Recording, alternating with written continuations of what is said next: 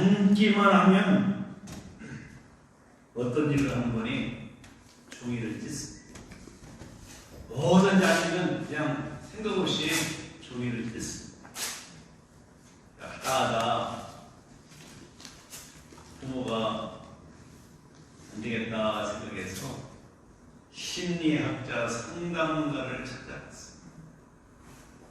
그래서 상담가가 그 학생을 앞에 놓고 너 무엇 때문에 이런 일을 하는지 아느냐. 그래서 심리 검사도 하고 그리고 지금까지 살아온 삶의 여정을 이야기를 쫙 나누면서 한때 네가 놀란 일이 있었구나, 트라우마가 있었구나, 그래서 종이를 찢는 것보다 이제 이거 다 말끔히 씻었다, 내적 치료를 해주고 해서 며칠은 또 갔는데 또 다음 날 이제 앉아있다가 또 찍기 시작했어요. 그러니까 이제는 저러는 데서 하다가 엄마가 교육학자를 찾아갔어요. 교육학자. 그래서 긴 얘기를 하는데 그 학자와 얘기하는 가운데 야, 너 지금까지 한 번도 안 해본 악기를 한번 배워보는 게 어떻게? 지금 공부만 하고 있었는데 또 스포츠에서 태권도장도 다니고 한번 하면 어떻겠느냐? 그래서 네가 좀 환경을 바꾸고 좀 다른 것을 해보면 네가 지금까지 하던 것 안 할 수 있을 거야. 그래서 사실 그래서 악기도 배워보고 거기에 심혈을 더 집중하다 보니까 종이 찢는 일을 안 했어요. 근데 이 하루 이틀이지 또 며칠 되니까 또 찢기 시작해요. 그래서 이제 안 되겠다 생각해서 행동학자를 찾아가서 얘기저기 하니까 가만히 지켜보다가 또 두개가 찍고 있는 거예요. 그럴 때 막 몸도 찍고 막 그런데 그 행동학자가 야! 찢지 마! 한마디가 했습니다. 그 다음부터 종이를 안 찢었대요. 명령 한마디만 해도 사람이 바뀔 수가 있어.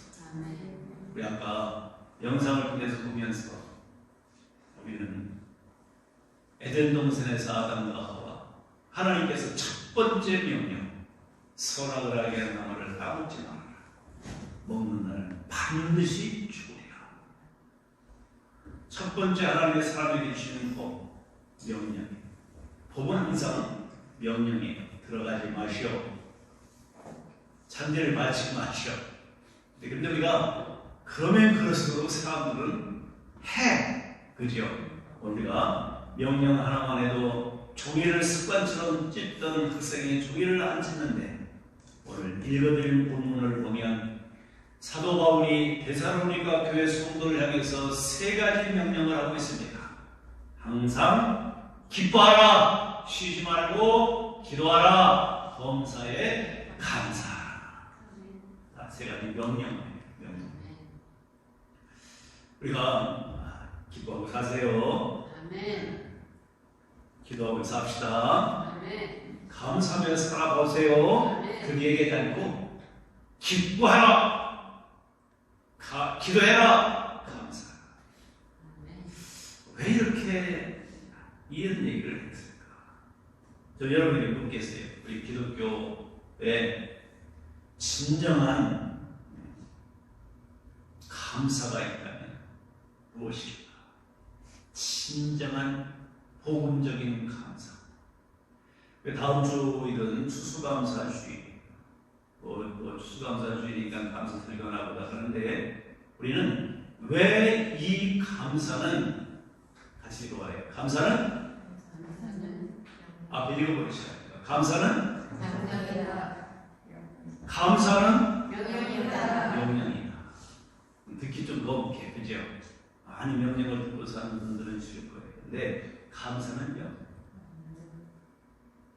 오늘 왜 하필이면 항상 기뻐하라, 쉬지 말고 기도하라, 범사에 감사하라 명령어를 사용하고 있을까? 사도 바울이 이걸 알기 위해서는 이 데살로니가 서가 기록되고 그리고 이 데살로니가가 어떤 지역인가에 대한 전 이해가 있어요. 그 상황과 시대적인 배경들을 이해해야 이 이야기가 왜 나왔는지를 알 수 있다. 여러분들, 사도 바울이 2차 전도 여행을 하면서 성령께서 그 소아시아 지역에 있지 말고 마게도냐 지역으로 가라. 저 환상 가운데 마게도냐에 있는 사람들이 빨리 오시오, 빨리 오시오. 우리를 위해서 좀 말씀을 전해주시오 하는 소리를 듣고 그가 참 잘 나가고 전도도 잘 되고 부흥도 하던 소아시아를 버리고 마게도냐 지역으로 갔어요. 이 마게도냐 지역에 수도가 2개가 있는데 하나가 빌립보 그리고 하나는 데살로니가. 빌립보와 데살로니가 이게 마게도냐 지역의 두 도시였어요.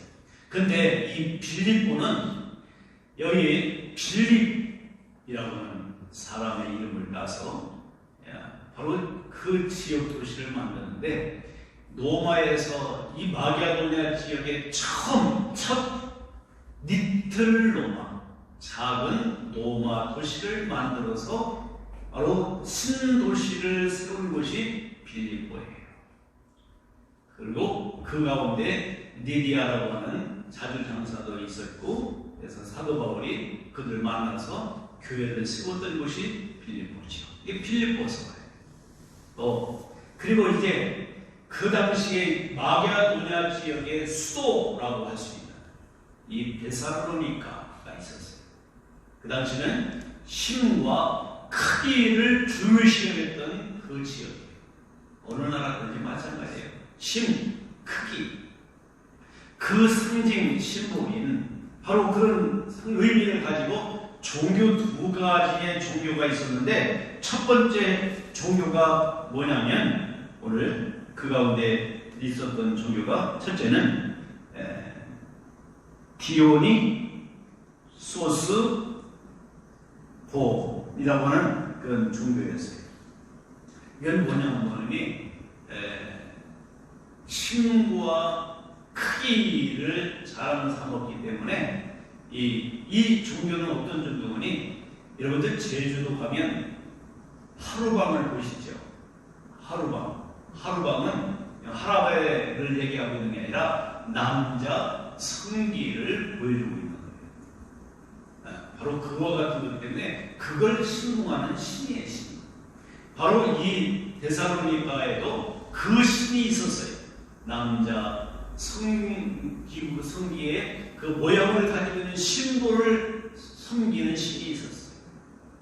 얼마나 음란한 문화인 것을 보게 되죠. 그리고 두 번째는 바로 이 카리오스라고 하는 종교인데 이 카리오스라는 사람은 실제 군인 장군이었어요. 이 사람이 죽어 전사하고 부활하면 노말부터 해방을 받을 것이다. 이렇게 생각하고 종교를 만들어 놨어요. 그래서 하나님의 힘과 크기를 상징하는 그 남자 성기의 심볼을 가지고 섬기는 종교가 하나 있었고 하나는 실제 인물이었던 카리오스라고 하는 그 장군의 그를 믿는 그를 섬기는 부활을 하면은 로마에서 자유를 얻을 것이라고 생각하는 그런 종교를 가지고 있었는데 이 데살로니가가 마게도니아 지역의 수도라고 그랬죠. 서울이었어요.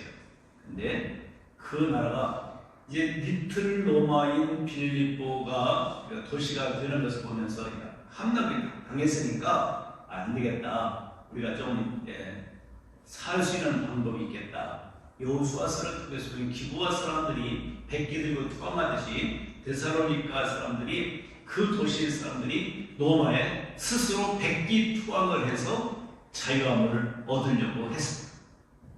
이런 상황 속에 이제 복음이 사도 바울을 통해서 여러분들 사도행전 17장에 보면 이 데살로니가 지역에 바울이 가서 복음을 증거하는데 3주 동안 복음을 증거했는데 교회가 세워졌어요. 하나님이 놀라운 역사를 일으켜서. 근데 그 가운데 헬라 사람들과 3절 얘기예요. 헬라 사람들과 거기 귀부인 바로 이 공작 부인자예요. 그리고 그런 모든 사람들, 귀부인들이 예수 믿게 됐어요. 그래서 예수는 그리스도다. 그런 복음을 가지고, 예수는 주다라고 하는 복음을 가지고, 왜? 그 당시 여러분들 로마의 시절, 카이사라는 뜻은 그는 신의 아들이다, 주다라는 뜻이 있어요. 여러분들 마태복음 16장 보면 예수님이 가이사랴 빌립보가 있죠. 가이사는 로마의 황제고, 이 사람은 빌립이라는 얘기는 다른 것이 아니라 헤롯 대왕의 문열이 같은 셋째 아들. 그 아들이 이름으로 세워진, 분봉왕으로 세워진 것이거든요. 그걸 따가지고 로마에게 환심을 사기 위해서 세운 것이 가이사랴 빌립보예요. 가이사 이름 듣고 이렇게 섬기는 겁니다. 그래서 앞으로 또 누가복음 강의하면서 보겠습니다만, 이렇게 빌립보 지역과 데살로니가, 그 지역 속에 이제 복음이 들어가니까 복음을 어디든지 들어가면 소동을 일으킵니다. 하나님의 복음이 들어가면, 우리가 전도가 되어지면 그 지역에 소동이 일어나요. 아니 어느 날 갑작스럽게 자기 귀인들, 이 부인들이, 아니 나사렛 예수, 그 예수가 주라고 로마 황제가 준대, 바로 그런 문화 속에 투어하고 있는 그런 상황 속에 예수가 주라고 하는 것을 믿고 받은 데서 이 믿고 구원 받으니까, 열심히 신앙생활하니까 남자들이 볼 때 좋겠어요, 남자들이. 그 원인이 누구라고 생각하는 거예요?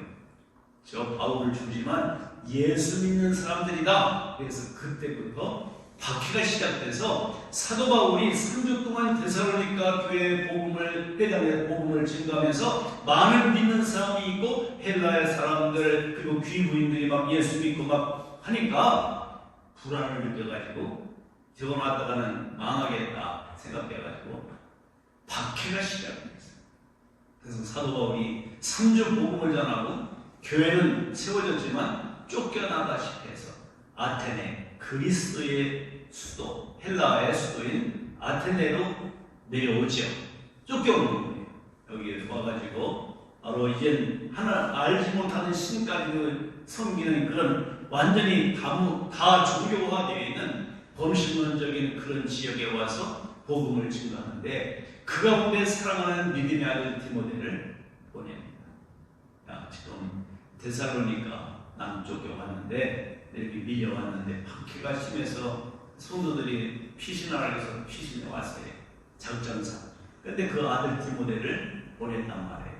보내서 상황을 보고 이제 3장 얘기입니다. 3장 데살로니가. 그 사실을 보고를 받고, 이 데살로니가 교회가 3주 동안 복음을 전했는데 믿는 사람들이 많다, 부흥이 됐다, 이런 얘기를 들어요. 오늘 이런 상황 속에 한마디로 말하면 예수 믿고 구원 받은 것 때문에 많은 박해와 핍박이 있는 그런 상황 속에 오늘 5장 읽어드린 말씀을 오늘 또 명령을 하고 있습니다.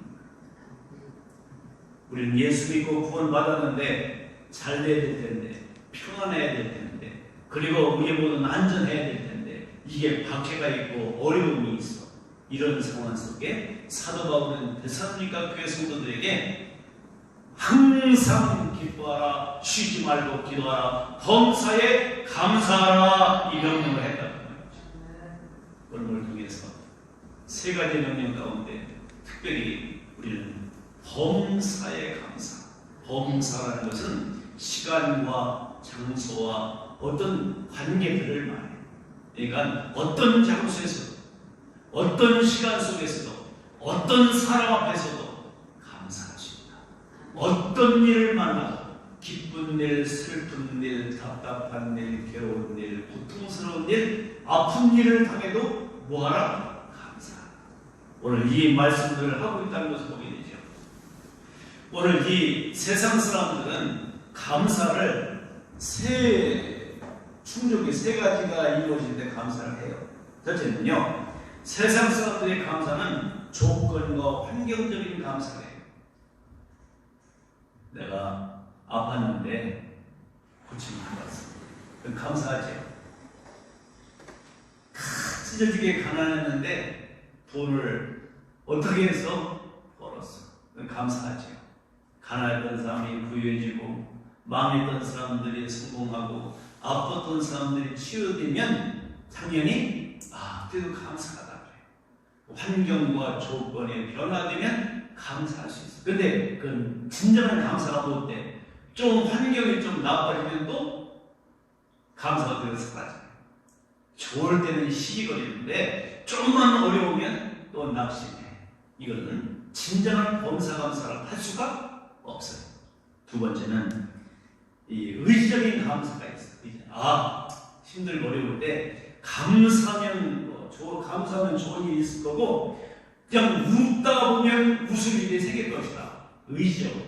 이거는 어떻게 보면 자기 개발서식으로 감사를 훈련시키는 사람들이 있어. 시크릿이야, 시크릿. 잘 된다. 좋은 일이 있을 거야. 그러면 그런 일이 있을 거다. 이렇게 생각하는 의지적인 감사를 가지고 살아가는 사람도 있어. 세 번째는 상대적인 감사예요. 내가 참 힘들고 어려운 줄 알았는데 동료 주변에 보니까 나보다 더 힘든 사람이 있어. 그러면서 비교해 보면서 감사하는 거야. 이건 일반적인 세상 사람들도 해. 근데 그런 걸 보면 보세요. 나보다 못하는 사람을 보면 감사하는 마음에 상대적인 감사가 생기죠? 그런데 나보다 잘 사는 사람, 가진 사람 보면 감사가 나와요? 안 나오지요. 상대적인 감사도 안 되고 의지적인 감사도 안 돼. 그렇게 했는데 웃어봤는데 오히려 꼴박을 맞았어. 그러면 그 감사가 나와야 긍정 나오지. 그러니까 환경적이고 어떤 지역적인 어떤 그런 근거적인 것 때문에 우리가 감사한 것 그건 진정한 감사가 못돼. 그리고 의지적인 감사도 감사가 진정한 감사가 못돼. 상대도 돼. 그렇다면 여러분이 묻습니다. 성경 안에서 보여주고 있는 복음적인 절대적인 감사가 무엇인지 한번 스스로 한번 생각해보면서 설교를 들으세요. 그리고 왜 하필이면 이 세 가지의 명령어를 가지고 감사라고 했습니다. 아니 좋은 말도 있고 사정도 해줄 텐데 왜 명령해서 이렇게 생각할 수 있어요. 오늘 이 마게도냐 지역 그 지역에 오늘날 그 지역이 어떻게 되어 있는가는 우리가 여행을 해보면 알 수가 있겠습니다만은 그 지역의 이런 환경과 어려움 속에 특별히 자기 아내들이 공작부인들 아내들이 예수 믿고 그러니까 자기들은 잘못하면 잘리게 생기잖아요. 그렇죠? 가이사만 주라고 생각하고 황제 숭배를 했던 그런 사람, 황제의 말, 황제의 덕에, 황제의 시골에 의해서 황제가 주는 녹을 먹고 살아가는데 저 아내가 예수가 주라고 따라다니니까 이게 안 되겠다. 예수 믿는 사람 잡아 죽이고 박해해야 되겠다. 그래서 박해가 시작될 때 오늘도 여기 있는 것 같이 항상 기뻐하라 라고 말하고 있는 것은 이유가 뭔가를 한번 생각해 봤으면 좋겠어요. 항상 기뻐하라. 지금 어려우고 힘들어. 공작부인들도 대작부인들도 예수 믿고 나서 막 남자가 남편이 좋게 얘기하겠어요. 예수 믿는 사람들 막 힘들고 어렵게 만든단 말이에요. 그러니까 이거 얘기해요. 네가 구원받았다면 기뻐해라. 구원이 전제가 되면 기뻐할 수 있다 그 말이에요. 이 세상에 죄인이 예수 믿고 구원받은 것만큼 감사한 일이 어디 있고 천국 가는 것만큼 우리가 기쁜 일이 어디 있어요. 이건 변하지도 않고 바뀌지도 않은 진리 같은 거예요. 예수 믿고 구원받았다. 이 기쁨은 우리는 누가 빼앗아갈 수 없는 거예요. 이 기쁨 주님 주신 것. 주의 은혜로 구원받은 것 감사하며 오늘도 그러기에 너희가 구원을 받았다면 감사하라. 항상 기뻐하라 그 말입니다. 네가 구원을 받았다면 항상 기뻐해라. 그래서 명령이 가능하다 그 말이에요.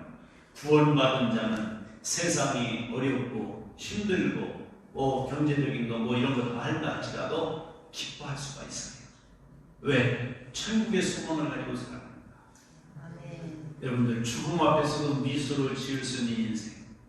우리의 존재는 소유가 아니라 가치이기 때문에 오늘 내 가치가 얼마나 소중한 존재인가를 알아야지.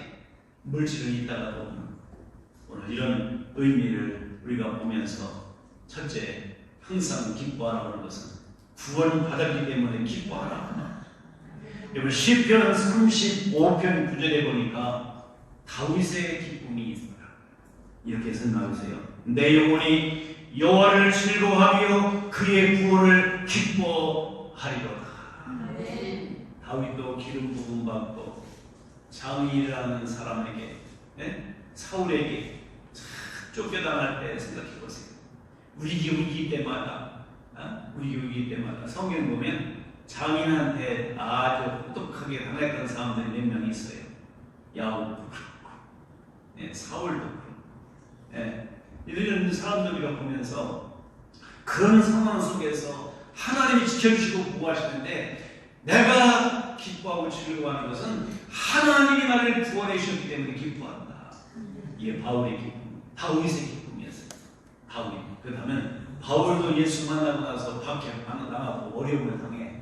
내가 구원받고 기뻐하는 것처럼 너희들도 구원받았다면 기뻐하라. 아멘. 항상 기뻐하라. 아멘. 그래서 명령하고 있는 거예요. 우리 하나님의 백성들이 하나님 나라의 백성은 하나님 나라의 말씀을 따라 사는 거예요. 하나님 나라의 백성은 하나님의 명령에 따라 살아가는 거예요. 하나님의 백성은 하나님 나라의 법을 따라 살아가는 거예요. 내가 구원받았다면 새로운 피조물로 하나님의 나라 사람이 됐다면 하나님의 통치를 받고 살아가는 거예요. 그래서 에덴 동산에 아담과 하와에게 선악과의 나무를 따먹지 말라고 하셨던 것도 너희들이 누구의 통치를 받고 살아가느냐, 누구의 백성이냐, 그걸 인식하고 생각하며 살아가는 거예요.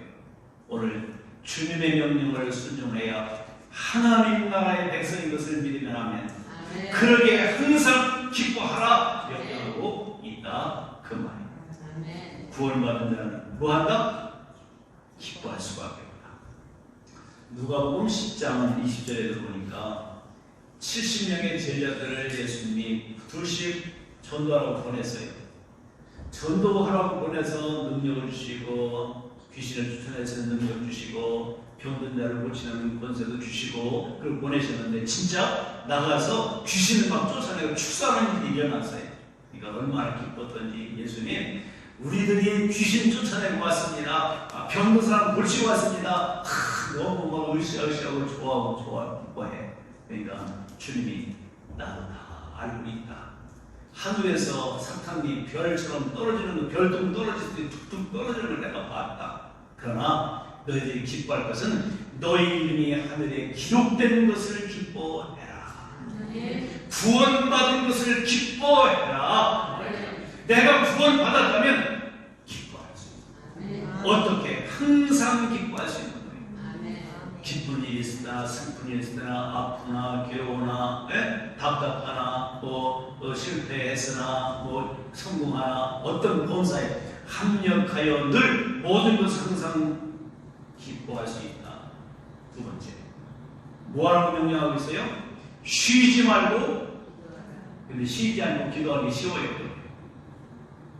우리가 기도에 대한 이해를 잘못해서 어렵다고 생각해요.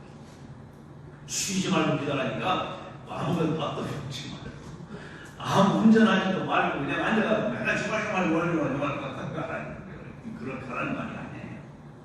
나랍니다. 하나님을 향한 지향성, 하나님을 늘 바라보고 살아라. 아멘. 그게 항상 쉬지 말고 기도하는 것도 하나님에 대한 신뢰성, 늘 하나님을 신뢰하고 믿고 살아가는 거예요. 그러니까 나는 이러한 상황 속에서도 당신을 신뢰하고 믿습니다. 이 마음 늘 가지고 살아가는 거예요. 아픈데 사고를 통해서 슬픈 일을 만나서 이런 상황 속에 나는 주님을 신뢰합니다. 난 주님 바라봅니다. 이게 오늘 한 쉬지 말고 기도한다. 여기 성경 말하지도 성령 안에서 무시로 기도한다.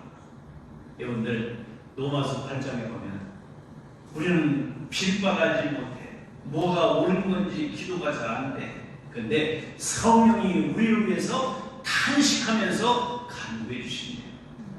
그러니까 우리가 쉬지 말고 기도하기 위해서는 성령 안에서 무시로 기도하는 건데 성령이 내 안에서 나를 대신해서 기도해 주시면 쉬지 않고 기도하는 거예요. 성령에 민감하고 성령 충만하고 성령을 의지하고 살아가야 되는 거예요. 여러분들 따라합니다. 성령님이 어떻게 역사하시든지 그대로 순응하고 순종하면 하나님이 하신다. 여러분들 하나님의 마음과 하나님의 계획을 잘 알 수 있는 분은 성령이시죠. 로마 8장 바로 26절부터 쭉 보면 성령이 우리 안에 내주에 계셔서 예수 믿고 구원받은 사람은 성령님이 내 안에 다 계셔요. 이 시간 예수님은 하나님 보좌 우편에 앉아 계시지만 성령으로서 우리 안에 계십니다. 그 성령의 내주라 그래요. 내주, 내 안에 계시다. 내 안에 주인으로 계신 분이 성령이시오. 그분이 나로 하여금 이렇게 기도해라. 그리고 성령이 내가 기도하지 못하는 순간에도 주님이 기도해 주셔서 성령이 기도해 주셔서 하나님 뜻대로 기도하시니까 응답을 받게 되는 줄 믿습니다. 내 의지로 기도하다가 성령께 붙잡혀서 성령이 기도하시도록 그래서 때로 방언의 기도가 필요한 이유가 겁니다. 믿음의 삶을 살아가면서 내 의지적으로 내 언어로 기도하는데 한계가 있어. 그러나 성령의 은사인 방언으로 기도하면 훨씬 성령과 소통하면서 영적인 기도하기 때문에 기도해도 어렵지가 않아요. 하나님이 이렇게 그래서 어떻게 기도하라? 쉬지 말고 기도하라. 성령님이 구원받은 이들은 성령님이 내 곁에 계시기 때문에 쉬지 말고 기도하라. 세 번째 어떻게 하라고요? 범사에 감사하라. 여러분들 굳은 일이 있어도 추운 일이 있어도 더운 일이 있어도 아픈 일이 있어도 또 실패했어도 성공했어도 합격했어도 또 사별을 했어도 거절을 당했어도 배신을 당했어도 감사하라. 어떻게 이게 가능해요? 어떻게 그래요? 감사라고는 단어, 이게 헬라어로 감사라는 것은 유카리스테오라, 스테레오예요. 유카리스테오인데요. 이 말은 오늘 했잖아요. 성찬식. 성찬식과 이 감사라는 헬라어가 똑같은 단어예요. 같은 언어야. 그럼 무엇을 의미하세요? 성찬식은 무엇을 기념하는 거예요? 예수님의 십자가의 죽으심을 기념하는 예식이야. 그렇다면 이 성찬식을 통해서 우리가 느끼게 되는 것은 주님의 은혜를 알고 감사한다는 것과 똑같은 얘기라고 합니다. 싱크. 뭘 생각해요? 주님의 십자가를 생각하면 땡큐. 감사가 돼. 나 같은 인간, 죽을 수밖에 없던 인간, 죄에서 쓴 사망이고 사망과 죽음의 권세, 죄와 사망의 권세를 이기시고 부활하신 주님이 나의 주님이시고 내가 그리스도의 십자가에 못 박힌 것은 주께서 나를 대신해서 죽으신 것을 믿고 우리는 그러게 주님과 함께 내가 죽었다는 것을 아는 사람, 예수 그리스도의 십자가를 통과한 사람, 십자가의 구원의 은혜를 경험한 사람은 뭐 할 수 있다? 감사하십니다. 구원에 대한 구원받은 사람은 어떤 일이 있어도 기뻐하고 구원받은 사람은 성령이 우리 안에 계셔서 나를 기도하시기 때문에 쉬지 않고 기도가 가능하고 그리고 예수 그리스도의 십자가의 구속의 은혜를 아는 사람, 고백된 사람은 감사할 수 있다. 나를 위해서 나가는 사람의 십자가 지셨습니다. 데살로니가 그 험악한 핍박과 박해, 심각한 상황 속에서 어떻게 기뻐하고 어떻게 기도하고 어떻게 감사할 수 있겠나. 구원받은 자는 기뻐하고 감사할 수 있는 줄 믿습니다. 그래서 명령어를 사용합니다. 너 구원받았지? 그러면 감사해. 너 구원받았지? 그러면 기도해. 너 구원받았지? 그러면 기뻐해. 오, 이 기쁨 주님 주신 것, 오, 이 기쁨 주님 주신 것, 주께 영광, 할렐루야. 영원 하나님 앞에 찬양할 수 있는 입술이 되는 줄 믿습니다. 이제는 감사가 나왔으니까 추수감사를 좀 얘기하고 갈게요. 추수감사의 기원은 뭐죠? 여러분들 알고 있는 추수감사절의 유래가 어디서부터 시작이 됐죠? 예? 모르셔요? 그 모르면서 그 추수감사절 기원도 지킨대. 희한하네. 여기가 추수감사절 유래되면 1620년 가톨릭의 박해 속에 영국에서 신앙생활하던 청교도들이 그 핍박을 피해서 메이플라워 배를 타고 가고 신대륙을 찾아가다가 만난 곳이 미국이거든. 그 가운데 가서 열악한 곳에 가서 씨를 뿌리고 열매를 내죠.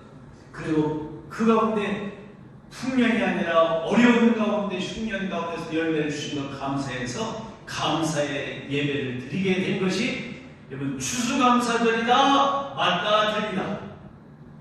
그게 진정한 추수감사절의 유래다. 기원이다. 맞다 틀린다.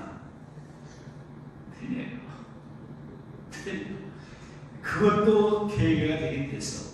그런데요 그래가지고 칠면조 고개 놓고 진짜 맛없는 칠면조한 게 닭만도 오리만도 못 맛없는 게 칠면조예요. 그런데 그 칠면조 놓고 큰 새를 잡아와서 축제를 벌였던, 그러니까 그만큼 먹을 게 별로 없어도 그거 기념해서 맛있다고 생각하면서 감사 축제를 드렸던 거예요. 그게 닭만 하겠어요? 소룡닭만 하겠어요? 7년은 진짜 맛없어. 난 안 먹어봤는데 맛없대. 자, 그러니까 그래서 이 추수감사, 진정한 추수감사의 기원은 레위기 3장의 화목제예요. 화목제는 감사제예요. 그런데 이 화목제는요, 흠없는 수컷, 흠없는 수양과 암양, 이런 걸 가지고 흠없는 순양, 예수 그리스도를 상징하잖아. 그러니까 화목제는 무엇이 전제가 되고 기초가 되는 거니? 흠없는 양이 죽은 거야. 여러분들이 요한복음 1장 28절에 보라 세상지를 지고 가는 하나님의 어린 양이다. 예수 그리스도의 구속의 은혜, 그것이 없이는 진정한 감사가 안 된다. 이해가 되시죠? 그러니까 진정한 추수감사절의 기원은 레위기 3장의 화목제물이었고, 그 화목제물의 그 전제는 흠없는 양이 죽었어. 그것이 이루어지고 나서 그 다음에 화목제 제사를 드리면 모든 사람들이 함께 나눠 먹는 축제의 장식이야. 할렐루야. 번제는 하나님께 온탕 다 태워드리고 다.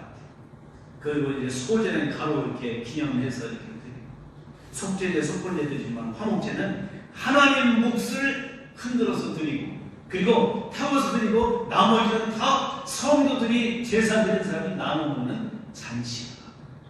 추수감사절이 진정한 의미는 여기 있습니다.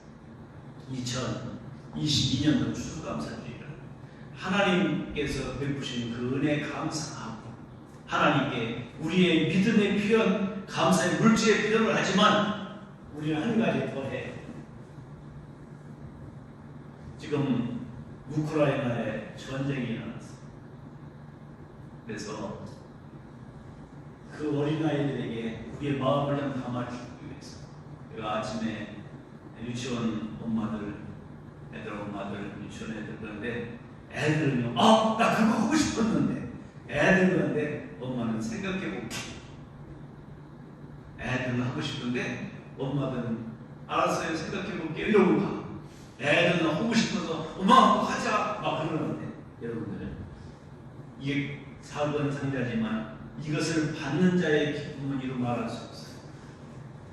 앞에 들어오시다 보니까 참 천사 같은 좀 가부잡잡하게 생긴 큰 청년이 완고 좋아하는 거 보셨죠? 여러분들 우리도 누구에게 꼭 받아보면 좋아. 우리는 예수 그리스도의 구속에 예수님의 선물을 가지고 있기 때문에 기도하고 감사할 수 있잖아. 그러면 지금 전쟁 가운데 엄마도 있고 아빠도 있고 먹는 것도 그런데 요 상자에다가 여러분 각자 선물을 담아서 보낼 수 있어. 그 선물 매뉴얼이 밖에 정리가 되어 있어요. 그래서 나이에 맞게 이렇게 해서 했는데 그거 살아다니다 보면 여러분이 힘들어. 그렇죠? 다 챙기기가 힘들어. 그러면 그거 하기 위해서 여러분들은 한 박스에 2만 원 내 2만 5천이면 한 박스를 채울 수 있어요. 그러니까 그렇게 해서 헌금을 하시든지 선교 헌금 하시든지 이렇게 해서 이번 성탄절에는 내가 받은 구원의 은혜에 감사해서 기도하면서 내가 기도한 그 성령님 나에게 기도해 주는데도 건강하고 잘 살아. 그리고 그 가운데 더 감사를 표현할 수 있다면 더 좋아. 할렐루야. 그러면서 불문해버려요. 이건 그리스도 예수 우리 주 안에 있는 하나님의 뭐다? 뜻이다. 그런데 영어 속에 보면 will에서 나왔어요. will, 의지다. 이 뭐냐면 내가 그렇게 하고 노력하라는 말이 아니라 이 말이에요. 하나님이 너로 기뻐하게, 하나님이 너로 기도하게, 하나님이 너로 감사하게 하고야 말 것이다. 하나님의 의지로 된다는 말이야. 구원받은 사람은 주인이 누구예요? 예수님이잖아. 예수님이 내 안에 주인이시기 때문에 기뻐하며 살 수 있도록 하나님이 만들어주시고 감사할 수 있도록 만들어주시고 기도할 수 있도록 만들고야 마신다. 하나님의 의지도 되기 때문에 명령한 거예요. 누가 하니까? 하나님이 하실 거니까 너희도 또 그렇게 해라! 그 말입니다. 사랑하는 성도분들, 2022년도 감사하는 명령. 오늘 이 말을 기억하면서 저는 시간이 가지만 한 분을 소개해드리려고 해요. 한국교회 일찍 좀 은퇴하신 목사님인데 이름 있는 목사님이에요. 이자, 동자, 원자 이동원 목사님이라는 분인데 아들 2명을 뒀어요. 근데 둘째 아들이 한동대 나와가지고 법전문 해서 국제 변호사가 됐어요. 그래서 미국인 한국에 있다가 이름 있는 법률 사무소에 하다가 미국에 가서 공부도 하고 국제 변호사도 하다가 어느 날 아빠에게 전화 왔어요. 아빠, 나 지금 병원에 가는데 기도해 주세요. 그래서 알았다. 그리고 기도했어요. 네, 병원 갔다 와서 전화가 왔어요. 아빠, 나 80일밖에 못 샀네. 그러니까 청천벽력. 그러니까 이동원 목사님 그 얘기 듣기, 야, 혹시 너 하나님이 부르시면 천국 갈 수 있니? 아무 소리 하고 가만히 있대. 그러다가 아빠, 나 아빠를 통해서 복음 듣고 예수 믿고 나 구원받고 지금 믿음으로 살잖아. 걱정하지 마. 나 하나님께 집중할 테니까 걱정하지 마세요. 그러고 끊었어. 그런데 이때부터 이동 목사님이 기도합니다. 하나님, 하필이면 내 자식이니까 기도하기 시작해요. 어느 날 비보가 들렸어. 며느리한테 갔다. 세상 떠났다고. 그래서 이 이동 목사님이 이제 아들 시신을 보러 미국으로 가는데 갔어요. 가가지고 다 유골함을 가지고 이렇게 오면서 그 목사님은 배낭을 잘 메고 다녀요. 배낭 가방 백 누가 그래 백백 이걸 메고 그런데 하고 안고 옆에 오면서 왜 하나님 앞이면 나요. 나 내려가던 그러시지. 하나님이 그 가운데 그러시더라고요. 야, 너 내 자식 먼저 간 것 때문에 마음 아프냐? 너 내 신자들 먼저 자식을 여인 신자들 그 마음 가지고 내가 위로해 주었냐? 그 얘기 딱 하시더래. 그리고 와서 자 이제 한시하고 그러고 나서 그때 하나님 앞에 기도하면서 이 얘기 저 얘기 이렇게 하다가 써놓은 게 책이 나왔어. 책. 아들 범한. 그러면서 그 같은 그 시가 있어서 마지막 이렇게 설명을 했다고요. 하늘에 있는 아들 범에게 아들아 수고했다 고생했다 아들아 넌 내게 최고의 선물이었다. 내 아들 범아 편히 쉬어라. 다 잊고 그리고 다시 만나자 내 사랑 아들 범아. 그리고 그가 이렇게 글을 썼어요. 아들아 시유 인 천국에서 만나자. 그래서 10가지 감사를 쓴 책을 요약해보면 이렇게 떠있더라고요. 첫째, 아들이 그 지독한 암의 통증에서 해방되어 감사합니다. 두 번째, 영광의 나라 천국에 입성하여 감사합니다. 셋째로 그동안 죽음만 하던 아들이 인해 누린 기쁨을 인해 감사합니다. 농담을 잘하고 유머로 쓴 아들이었네. 넷째, 단 한 번도 불평 없이 자랑만 하던 며느리와 애교덩어리 손자를 남겨주고 간 것 감사합니다. 다섯 번째, 어려서 게임을 좋아하더니 게임 변호사가 된 것 감사합니다. 여섯 번째, 아들의 고통을 통해 예수님을 내어주신 하늘아버지의 고통을 알게 하신 것 감사합니다. 일곱 번째, 아들의 암투병을 통해 수많은 암 환자의 고통과 연대하게 된 것도 감사합니다. 여덟 번째, 또한 자식을 먼저 떠나보낸 후 많은 부모들의 고통과 연대하게 되어서 감사합니다. 아홉 번째, 아들의 치유를 위해 기도한 수많은 중국 기도자들이 한 지체가 되었던 것 감사합니다. 아들이 간 천국을 더 가까이 소망하게 되어 감사합니다. 이렇게 하나님 나라를 바라보면서 원자간 아들 얼마나 어떻게 키운 아들 자녀겠어요. 그렇지? 근데 하나님께서 이런 일들 멀리 있는 게 아니에요. 여러분들 예비 신자의 목욕탕에 그 주인 조카 딸이 이화여대 나와가지고 임용돼서 지금 학교 담임까지 하고 8개월 됐는데 9시에 친구들이 야 놀러 나와. 그래서 이태원에 갔다가 9시에 갔다가 가자마자 죽었어요. 그걸 보면서 얼마나 많이 안타까웠어요. 어제도 가서 격려하고 위로하면서요. 그걸 보면서 그 엄마는 더 없겠어. 그럼에도 불구하고 예수 믿던 아이래. 그런데 중요한 건 교회 다니던 아이래. 교회 다니는 게 중요한 게 아니에요. 예수 그리스도를 믿어야 돼요. 그리고 구원만 확신이 있어야 돼요. 그러기에 우리는 항상 기뻐할 수 있는 거예요. 그러기에 우리는 신뢰하고 기도할 수 있는 거예요. 그래야 범사에 감사할 수 있는 줄 믿습니다. 사랑하는 온 세상의 성도들이여 어떤 일이 있어